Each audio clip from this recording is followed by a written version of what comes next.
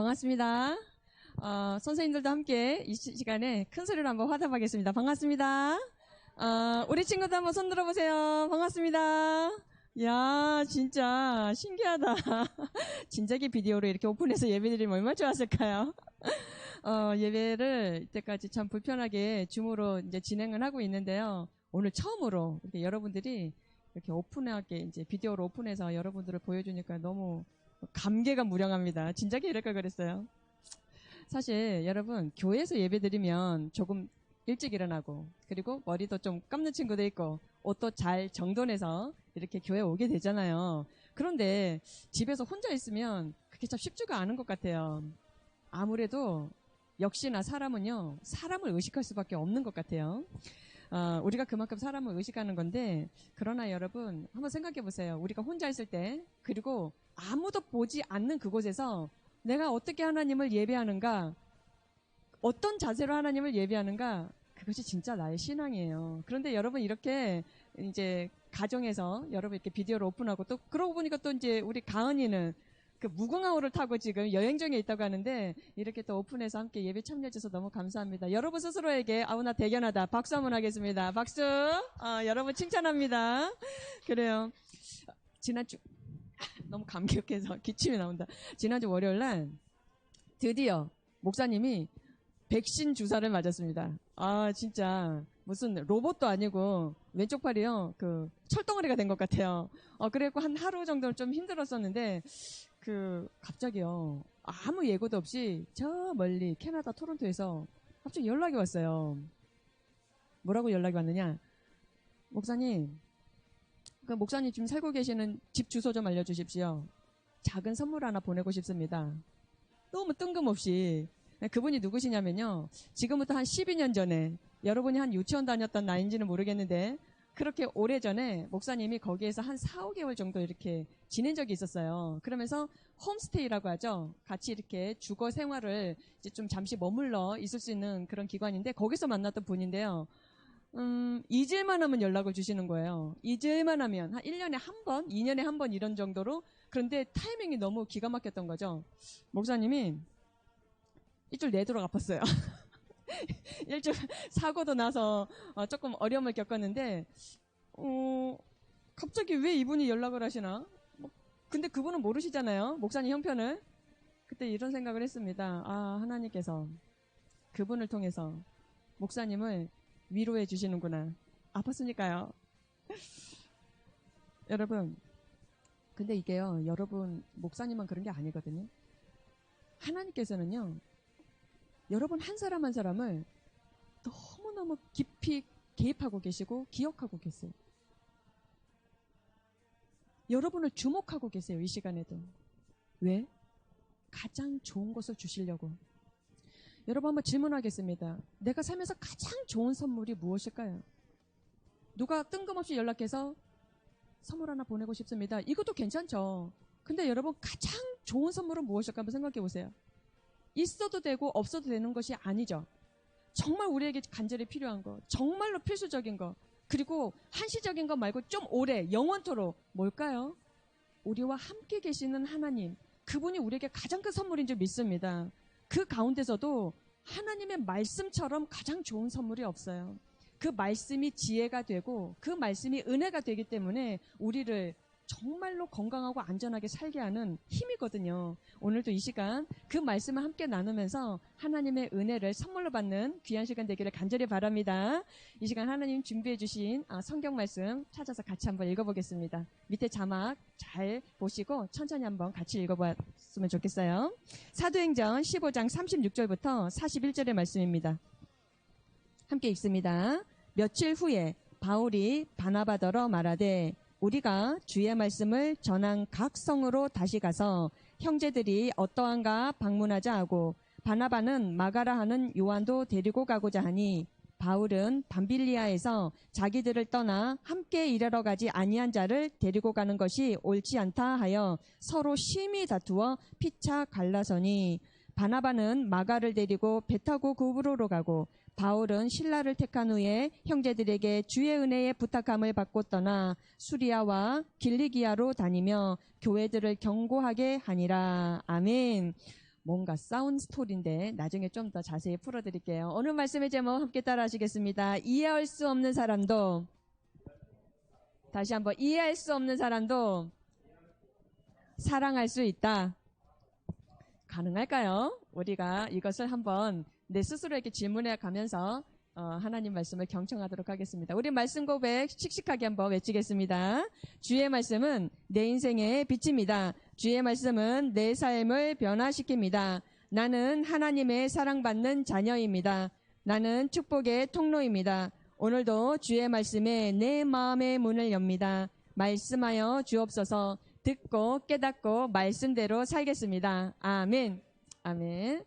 지난주에 목사님이 설교로 말씀드렸지만 우리나라에는요 한 6만 개 이상의 교회가 있습니다. 뭐 6만 개 정확하게 세어보진 않았다 해도요 얼추 6만 개, 엄청 많죠. 우리나라가 그만큼 복음화가 많이 일어난 축복의 나라이기도 한데요. 그 중에서 저기 서울에 있는 여의도에 있는 여의도 순복음교회, 그리고 저기 경기도의 안양에 있는 은혜와 진리교회, 그리고 이제 우리나라 이제 어찌 보면 서울의 중심권에 있는 강남에 있는 광림교회, 이런 교회들은요 전 세계적으로 글로벌해요. 성도의 숫자가 가장 많은 랭킹 1, 2, 3위 교회입니다. 말하자면 초대형 교회라고 할 수 있어요. 그런데요, 전 세계에서 가장 부흥하고 전 세계에서 가장 유명한 교회가 어딜까요? 라고 물어본다면 우리나라 교회를 꼽기보다는 저 미국에 있는 윌로크릭이라는 교회를 이렇게 꼽기도 하거든요. 이 교회는요, 한국에서뿐만 아니라 전 세계에서 그 교회를 배우려고 탐방하는 교회 1순위입니다. 그런데 이 교회가 한 약 15년 전인가요? 자신들의 교회를 평가를 했어요. 우리 교회 어떤가? 인간으로 본다면 건강검진하는 것처럼 교회도 이런 평가를 했던 거예요. 자체적으로. 그래서 한 보고서를 발표를 했는데 결론을 어떻게 내렸느냐 하면 우리는 실패했다 라고 폭탄 선언을 한 거예요. 그때 당시 윌로크릭 교회의 담임 목사님이셨던 빌 하이베스 목사님께서 그 보고서를 받고는요 엄청나게 충격을 받으신 거죠. 왜? 우리 교회 이렇게 부흥하고 있는데, 왜? 우리 교회 이렇게 유명해서 많은 전 세계에서 탐방을 오는 교회인데 왜 우리가 실패한 것일까? 그 설명은 이랬습니다. 윌로크릭 교회는 사람들의 숫자로서는 성공했는지는 모르지만 초대형 교회가 됐으니까요. 그러나 무엇이 안 됐을까? 예수 그리스도의 제자, 성도들 한 사람 한 사람이 예수 그리스도의 제자가 되는 것에는 실패했다라는 결론이었어요. 윌로크릭 교회는 전도도 참 많이 했습니다. 성경 공부 엄청나게 많이 했었어요. 그리고 지역을 섬기는 봉사활동, 그러한 프로그램도요 정말 많았습니다. 그래서 해마다 부흥을 거듭했었던 거예요. 그러나 그 교회 성도들에게 딱 하나의 질문, 이 질문에 거의 모든 성도들이 예스라고 대답을 못하더라는 거예요. 그 질문이 무엇이었느냐 하면 나는 하나님과 이웃을 정말로 사랑하는가? 다시 한번 질문 드릴까요? 나는 하나님과 이웃을 정말로, really, 정말 사랑하고 있는가? 그 질문에 자신 있게 네, yes, 이게 안 나오더래요. 이 보고서를 작성한 사람들이 이렇게 이야기합니다. 교회가 근본부터 다시 시작해야 할 때가 왔다. 목사님은 이 윌로크릭 교회의 보고서를 보면서 당연히 우리 교회를 생각하지 않았겠습니까? 함부로 판단하는 것이 아니라, 함부로 비판하는 것이 아니라 과연 우리 교회는 어떤가? 우리 샤인 중등부는 어떤가? 아니 나는 어떤가? 목사님 자신부터 한번 깊이 한번 생각해 보게 되었습니다. 우리 감정교회 외형적으로는 큰 문제 없이 잘 유지되고는 있어요. 중등부도 그러겠죠? 그러면 다시 한번 질문 드릴게요. 그러면 하나님과 이웃을 우리 교회가 정말로 사랑하고 있는가? 자신이 없는 거예요. 지난주에도 말씀을 드렸지만요. 예루살렘 교회가 변화되었다고 했죠. 그렇게 경직되었고, 그렇게 닫혀 있었고, 이방인들에게 그렇게 편파적인 의견을 갖고 있었던 예루살렘 교회가 변화되었어요. 그것처럼 우리 감지원교회, 우리 중동부, 나 자신도 변화될 수 있다고 말씀드렸거든요. 그러기 위해서 어떻게 하자고 했습니까? 목사님이 뭐라고 말씀드렸나요? 모든 것에 사랑이라는 공식을 대입해보자. 목사님이 설교할 때도 사랑하는 마음으로, 우리 중등부 예배를 준비하는 것도 사랑하는 마음으로, 하다못해, 아니죠. 하다못해가 아니죠. 정말 중요한 것 중에 하나, 우리 중등부실 구석구석을 청소하는 것도, 방역하는 것도 사랑하는 마음으로, 여러분들이 서로 이제 대면하고 학교든 교회든 가정이든 누군가 할 것 없이 서로를 대할 때도 진정 사랑하는 마음으로 그렇게 하자라고 목사님이 여러분에게 말씀을 드렸어요. 이것이 우리 신앙의 핵심 가치가 되어야 할 것이고 진정한 교회 개혁의 핵심이 된다라고 목사님은 믿고 있습니다. 그런데 여기에서요, 솔직히 한 가지가 조금 부담되는 게 있어요. 우리가 서로 사랑하자라는 이 설교, 이 내용은요, 틀린 것은 아닌 것 같아요. 그런데 정말 한 가지, 막판까지 생각해도 부담스러운 거 그거 하나가 뭐냐면, 그래도 진짜 이해가 안 되는 사람, 그래도 진짜 용납이 안 되는 사람, 나 그 사람 어떻게 사랑해야 하는가, 이게 아직 풀어지지가 않더라는 거예요. 그런 사람이 우리 가족 중에 있을 수 있어요. 우리 친구 중에 있을 수 있어요. 아니, 교회라고 없겠습니까? 있을 수 있거든요.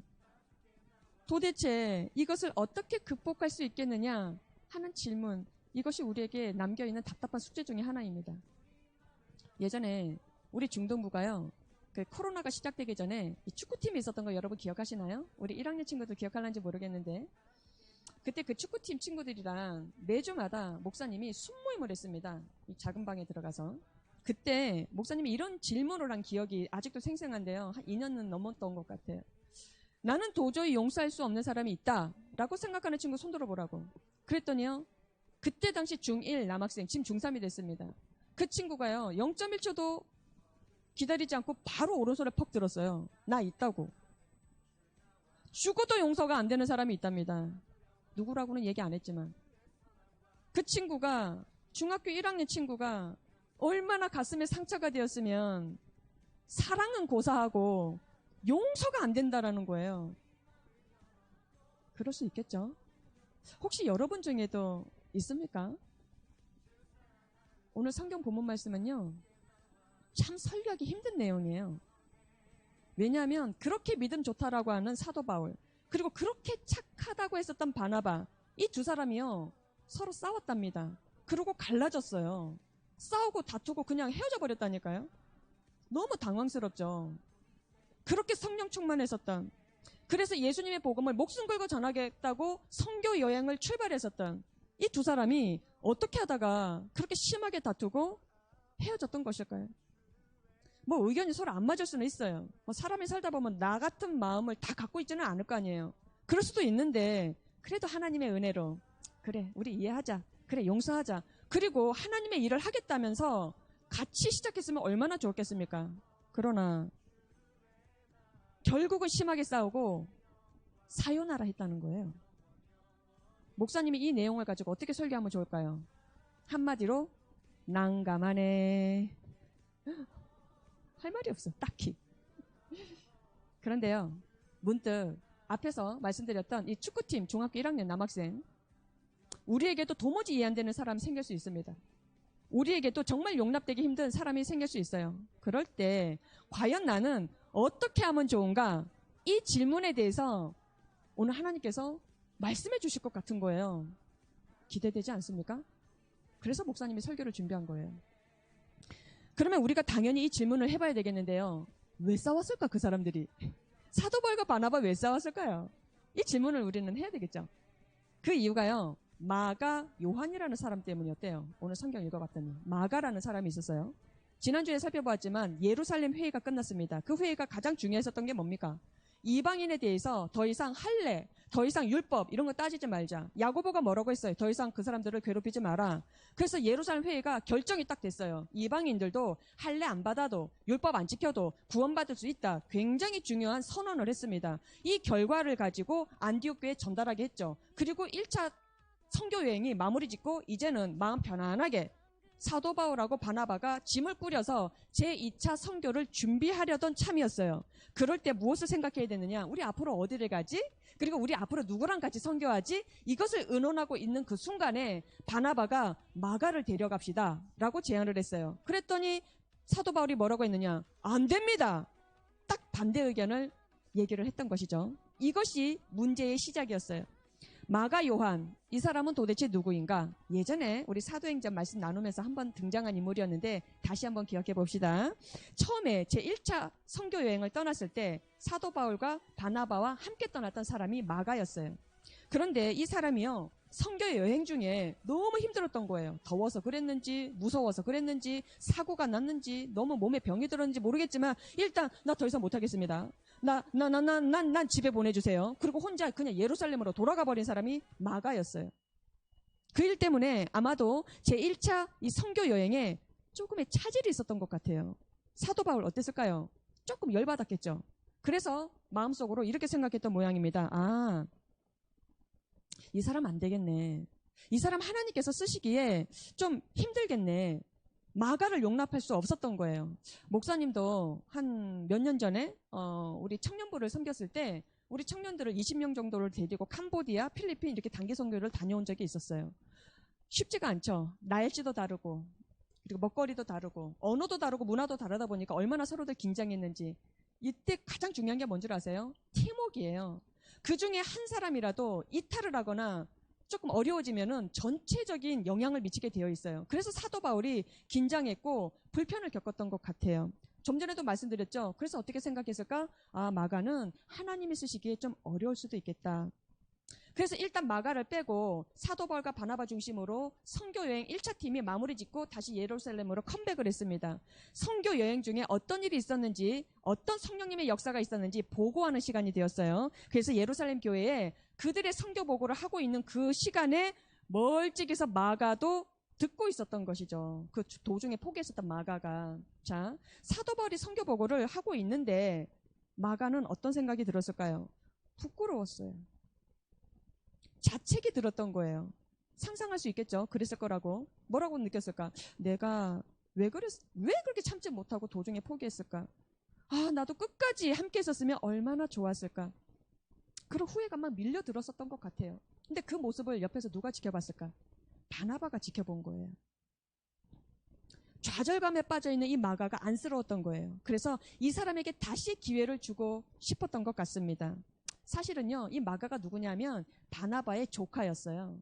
그러니까 삼촌 바나바가 내 조카 마가를 봤을 때 아유, 이놈이 좀 이제 정신 차렸겠지. 한 번 더 기회를 줬으면 참 좋겠네.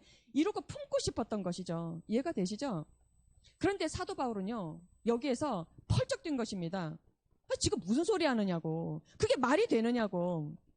어림없는 소리 하지 말라고. 무슨 선교가 애들 장난이냐고. 선교가 제대로 되려면 잘 준비된 사람이 가야 하는 것이라고. 그렇게 주장했던 것이에요. 이 두 사람 쨍 하고 부딪힌 것입니다. 바나바와 사도 바울이. 한번 생각해 봅시다. 사도 바울은 바나바에 대해서 어떻게 생각했을까요? 자격도 없는 마가를 그저 자기 조카라고 감싸드는 무책임한 사람이라고 생각했을지도 몰라요. 자, 반대로 바나바는 그러면 사도 바울에 대해서 어떻게 생각했을까요? 아이고 세상에, 하나님 사랑한다면서 어떻게 저렇게 다른 사람들을 사랑할 수가 없어. 왜 이렇게 성격이 개팍해. 이런 생각 안 했을까요? 바울은 선교 여행 자체를 중요시 여겼고 바나바는 실패한 사람에게도 한 번 더 기회를 주자는, 말하자면 사람 중심의 사역을 했었던 사람이었어요. 결국에는 어떻게 됐습니까? 전문 용어로 사요나라. 우리 헤어집시다. 이렇게 된 거예요. 그래서 바나바는 마가를 데리고 떠나고, 자, 사도 바울은 실라라는 사람을 선택해서 각각 선교팀을 꾸려가지고 2차 여행, 선교 여행을 떠나게 되었습니다. 갈라진 것이죠. 사도 바울과 바나바, 이 두 사람 중에 누가 옳았을까요? 그럼 누가 틀렸을까요? 성경은요, 마치 사도 바울을 지지하는 것 같이 기록되어 있어요. 왜냐하면 오늘 우리가 읽은 성경 본문은요, 사도행전 15장이잖아요. 근데 그 다음 장 16장부터 마지막 사도행전 28장까지는 사도 바울만 기록되어 있거든요. 사도 바울과 실라를 중심으로 사도행전이 기록되고 있어요. 그러면 바나바는 판단을 잘못해서 실패했던 것일까? 생각해 봐야 되겠죠. 길게 보면 아니라는 것을 알 수 있습니다. 바나바의 선교 여행에 대해서는 더 이상 사도행전 16장부터는 기록되어 있지 않아요. 그러나 바나바로 인해서 굉장히 중요한 일이 일어납니다. 무엇입니까 하면 아까 그 마가라는 사람 있죠. 이 사람이 완전히 변해요. 하나님이 정말로 귀하게 쓰시는 사명자로 변하게 되었다라는 사실입니다. 그것을 성경에 기록되어 있거든요. 마가 나중에 어떻게 변하는가? 바울의 아주 중요한 동력자로 변하게 되어 있습니다. 심지어 마가는요, 나중에 바울하고 같이 감옥에도 들어가요. 그러한 고난도 얼마든지 이겨낼 수 있었던 사람으로 변화된 것입니다. 그래서요, 사도 바울이 죽음을 앞에 두고 마치 유언을 남기듯이 편지를 쓰는데 거기에 이런 글이 남겨 있어요. 우리 말씀을 한번 확인해 보겠습니다. 디모데후서 4장 11절에 마가가 등장하고 있어요. 한번 읽어볼게요. 마가를 데려오라. 누가 얘기한다? 이거 사도 바울이 죽기 전에 이 글을 쓴 겁니다. 마가를 데리고 오라. 저가 나의 일에 유익하니라. 라고 기록을 남겨놔요. 사도 바울이 지금 자기가 죽을 것을 알았어요. 내 몸 상태가 지금 죽을 병에 걸렸구나. 내 인생 이제 여기서 마무리 지어야 되겠구나 라고 직감을 했을 때 누가 갑자기 생각났느냐? 마가가 너무 보고 싶었던 거예요. 마가가 너무너무 그리웠던 거예요. 무슨 말이냐? 내 죽음을 끝까지 옆에서 지켜봐 줬으면 좋겠다라고 생각했었던 그 마지막 한 사람을 마가로 꼽고 있다라는 사실이죠. 또 하나, 마가 하면 생각나는 성경이 뭐가 있습니까? 사복음서 중에 마가복음이 여러분 생각나시죠? 마태복음, 마가복음, 누가복음, 요한복음 있잖아요. 그 두 번째 성경이었던 마가복음을 이 마가가 직접 기록했다는 거 아니에요. 놀라운 반전이죠. 그만큼 마가는요, 하나님 나라에 너무나 유익하고 소중한 인물이 되었던 거예요. 한때는 문제아였었던 사람이었습니다. 어떻게 이렇게 변화될 수 있었을까요? 거기에는 바나바라고 하는 사람의 사랑이 있었어요. 바나바가 아니었다면, 그 바나바가 정말로 이 사람을 용납할 수 없었고 이해할 수 없었고 도저히 용서할 수 없었다 할지라도 마가를 끝까지 이해해 주었고 용납해 주었고 기회를 주었고 사랑해 주었기에 그 사람은 실패로 끝나지 아니하고 하나님의 귀한 사명자로 쓰임받을 수 있게 되었다라는 것이죠. 목사님은 이 설교를 준비하면서요, 우리가 서로 사랑하자라고 말할 때 그럼에도 불구하고 도저히 이해할 수 없고 용납할 수 없는 사람 있다면 나는 그 사람 어떻게 사랑할 수 있을까? 여기에 대한 해답을 주신다라고 느꼈어요. 오늘 이 말씀 짧은 메시지를 전하기 위해서 우리에게 주신 본문의 말씀입니다. 우리 어떻게 해야 될까요? 나 이해할 수 없어 그 사람. 나 그 사람 용납하기 힘들어. 목사님이 이렇게 강조하는 이유가 있겠죠. 샤인키즈 잘 보셔야 돼요. 답은 간단하더라고요. 이건 목사님한테 적용한 내용입니다. 최근까지도. 나 자신도 누군가에게는 참 이해될 수 없었던 사람일 수도 있었겠구나. 다시. 나 자신도 누군가에게는 참 용납하기 어려운 사람일 수도 있었겠구나. 이것을 인정해야 한다라는 사실이에요. 사도 바울은요, 선교 여행하면서 혼자 자기 마음대로 집에 돌아간 마가를 용납할 수 없었어요. 아마 목사님도 그랬을 것 같아요. 그뿐 아니라 그런 마가를요, 그냥 자기 조카라고, 마치 자기 조카라고 감싸도는 바나바가 이해할 수가 없었어요. 사도 바울 입장에서는. 그러나 조금만 더 생각해보면요, 이 사도 바울 그 자신도요, 도저히 용납할 수 없었던, 도저히 심지어는 용서받을 수 없었던 사람이었거든요. 솔직히 마가하고는 비교도 안 될 만큼 아주 심각한 사람이 바로 사도 바울이었어요. 여러분 기억하시죠? 한때 사도 바울이 어떻게 했습니까? 하나님께서 정말 귀하게 쓰시려고 집사님으로 세우셨고 복음을 전하게끔 하셨던 스데반 집사님이 돌에 맞아 죽을 때 옳소 맞습니다 같이 흥분했었던 사람이 이 사도 바울이었어요. 그리고 예수님을 믿고 있었던 사람들을 끝까지 추적해서 잡아다가 죽이려고 했었던 살인자가 바로 사도 바울이었어요. 그런데 어떤 기적을 통해서 예수님을 만나게 되었죠? 예수님을 기적같이 만났다고 자기가 고백을 해요. 여러분 이것을 아무 의심 없이 믿어줄 만한 사람 누가 있겠습니까? 그런데요, 그때도 동일하게 바나바가 등장합니다. 이 바나바라는 인물이 굉장히 중요한 사람이에요. 바나바가 나타나서 적극적으로 이 바울을 지지해 주었던 거예요. 마치 마가를 인정해 준 것처럼. 바나바라는 이 사람의 사랑이 없었다면 절대로 이 사도 바울은요, 사도로 쓰임 받을 수 없었던 인물이었습니다. 우리 인생에 이런 바나바와 같은 사람이 있으면 얼마나 좋을까요? 반대로 내가 누군가에게 이런 바나바가 되어준다면 얼마나 인생이 행복할까 하는 생각 목사님 정말 많이 해보게 됩니다. 더욱 놀라운 것은요, 이 바나바가 무엇을 했느냐, 자신의 지도자 위치, 본래 그 예루살렘 교회에 아주 그 명망이 있었던 사람이 바나바였어요. 재산도 많았는데 자기 재산을 다 내어놓고 가난한 자 구제하는 데 쓰게 해달라고 내놓은 사람 아니겠어요? 근데 이 바나바가요, 아주 인정받고 리더였거든요. 1인자였어요. 그런데 그 실권을 이 바울에게 넘겨줍니다. 하나님이 이 바울을 쓰시겠다라고 하는 것을 바나바가 믿었던 거예요. 그래서 자기는 2인자로 내려앉고 바울을 1인자로 세워주었다라는 것이죠. 사도 바울을 세워준 그 바나바, 어떻게 됐습니까? 바나바로 인해서 살인자였던 사울이 전도자 바울로 변화되게 되었다라는 것이. 목사님이 이 대목을요, 하여튼 몇 번이나 보았습니다. 이 말씀 붙잡고 수도 없이 기도했습니다. 왜 그랬을까요? 쉽게 설교할 수 없는 내용이기 때문에. 왜 그랬을까요? 목사님이 그게 안 되기 때문에.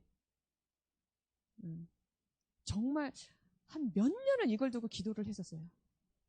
최근까지도 많이 회개했던 대목 중에 하나입니다. 그러면서 다시 마음을 새롭게 잡았어요. 내가 그런 일이 있을 때 나도 바나바처럼 한번 해보자고. 하나님께서 하시겠다고 하신다면 나의 위치, 나의 어떤 주장하는 생각, 나의 편견, 그거 정도 좀 내려보자. 이런 결단을 한번 해보게 되었어요. 쉽지는 않겠지만. 사도 바울은 자기 자신이 마가보다도 더 용서받기 힘든 사람이었다라는 것을 처음에는 깨닫지 못했습니다.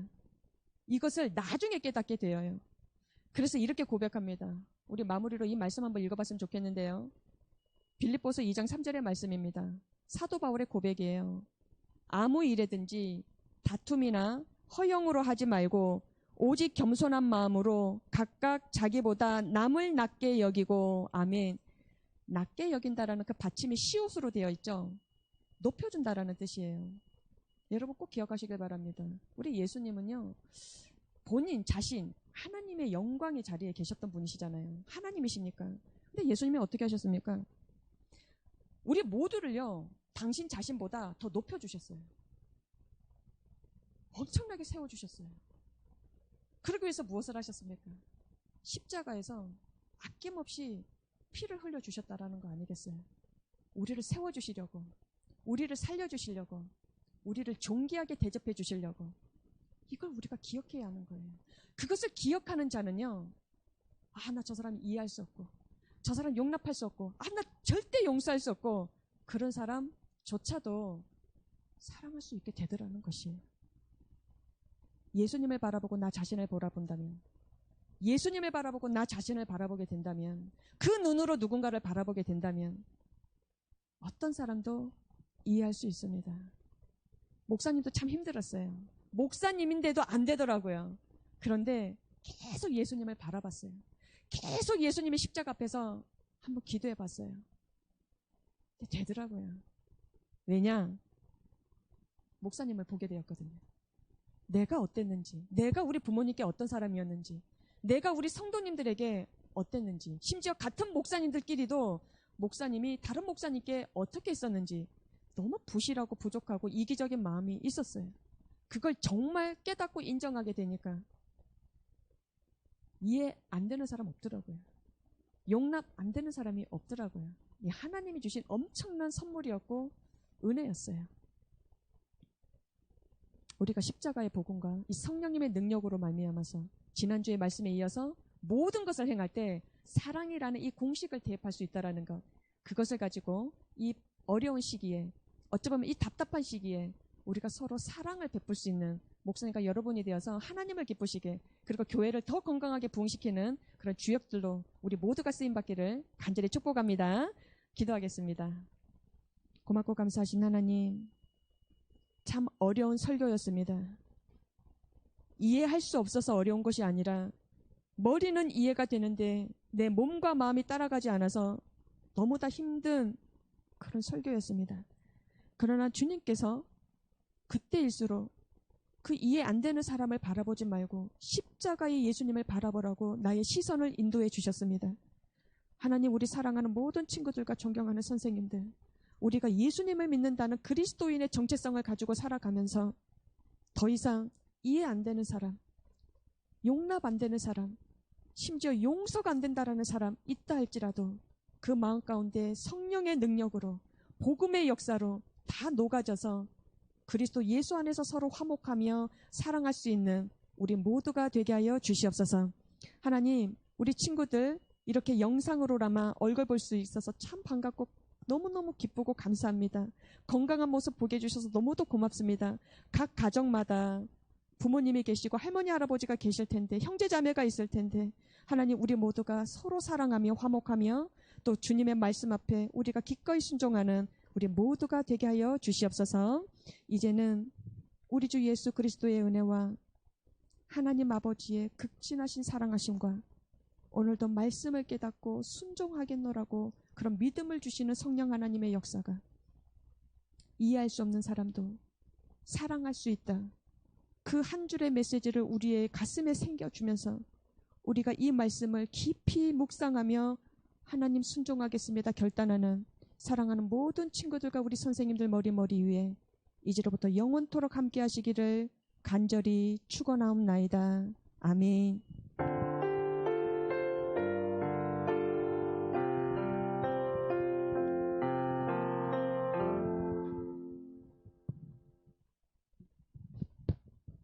네, 제가 마스크를 좀 벗었습니다. 우리 친구들, 우리 아까 진명이랑 서정이, 영훈이, 혜영이, 만영이, 다 같이 인사했고요. 동현아, 우리 아까 인사했었니? 아, 네, 동현이 고맙습니다. 가은이 안녕. 가은이도 너무 고맙고요. 민재는 턱만 보이는 것 같은데? 민재는 턱만 보이는 것 같아. 맞지? 혹시 머리 안 감았니? 자, 손 한번 들어줄래? 손만? 민재 안녕. 그렇지. 그리고 진건이는 아예 모습이 안 보여. 숨어 있어요? 우리 진건이 손 한번 들어볼까요? 우리 진건이 손 한번 들어볼까? 뒤집어져 있어요? 자세가, 예배드리는 자세가 영 불량한 거 아니야? 누워서 보는 거 아니야? 진건이? 앉았어요? 그렇구나. 그리고 세빈이는 옆모습만 계속 보이는 것 같아. 맞지? 자, 아무튼 선생님이 그리고 나머지 호철아, 우리 채진아 너무 고맙고요. 사실은 비디오로 해서 예배 드리는 게 사실은 바른 예배라고 판단이 되어져요. 그동안 저희들이 비디오 오픈하지 않고 듣기만 하셨는데 그러다 보면 우리의 자세라든지 우리의 마음가짐이라든지 우리의 준비성이라든지 이런 게 사실은 하나님께 예배 드리는 자리잖아요. 그러면 우리가 준비해서 드리는 게 마땅하다 싶고요. 오늘은 특별하게 우리 이렇게 비디오 오픈해서 접속한 친구들에게 저희들이 햄버거 쿠폰을 이렇게 나누어 주기로 했으니까요. 여러분 참고해 주시고 앞으로 비디오 오픈 예배는 계속적으로 이루어지겠습니다. 하지만 부담스럽고 이런 친구들은 굳이 비디오 오픈을 안 하셔도 되겠어요.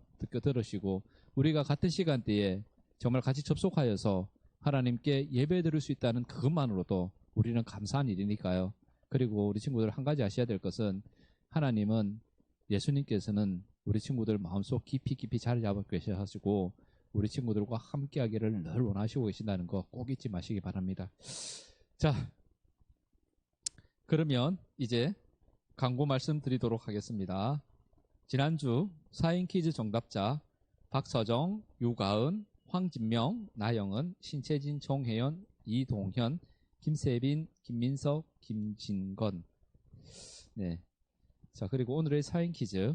먼저 말씀드릴게요. 사인 퀴즈. 첫 번째, 한때 예수님을 믿는 자들을 핍박했던 사울과 또 1차 선교 여행을 포기했던 마가를 사랑으로 품어주고 지지해 주었던 사람은 누구인가요? 1번 베드로, 2번 바나바, 3번 야고보. 네, 두 번째 문제입니다. 이해할 수 없고 용납하기 힘든 사람을 사랑하려고 할 때 우리가 가져야 할 태도는 무엇인가요? 1번 싸움을 피하기 위해 나와 맞지 않는 사람은 되도록 멀리한다. 2번 그 사람이 무엇을 잘못했는지 지적해주고 그것을 반복하지 않도록 가르친다. 3번 나도 누군가에는 이해할 수 없고 용납받기 힘든 사람이었음을 인정한다. 네, 이상 두 가지 문제를 여러분 보내주시면 고맙겠습니다. 오늘은 문제가 조금 쉬운 것 같습니다. 기존의 문제보다는 아주 쉬운 것 같습니다. 네, 고맙습니다. 자, 우리 계속적으로 부산의 확진자 수는 조금씩 줄어들고 있지만 전국적으로 확진자 수는 늘어나고 있습니다. 하지만 전혀 두렵지 않습니다. 왜냐하면 목사님께서도 백신을 맞으셨고 저도 이제 곧 맞을 겁니다. 그리고 하나님께서 정말 보호해 주심으로 우리가 그것을 꿋꿋하게 잘 이겨나가리라 믿어 의심치 않기 때문에 두렵지 않습니다. 우리 친구들도 너무 위축되지 마시고요. 환경 탓하지 마시고 그리고 활기차고 정말 씩씩하게 한 주간 잘 지내셨다가 우리가 이 시간 다시 또 만나 뵙기를 간절히 소망합니다. 우리 친구들 한 주간 안녕 잘 지내시고 한 주간 또 잘 보내세요. 안녕.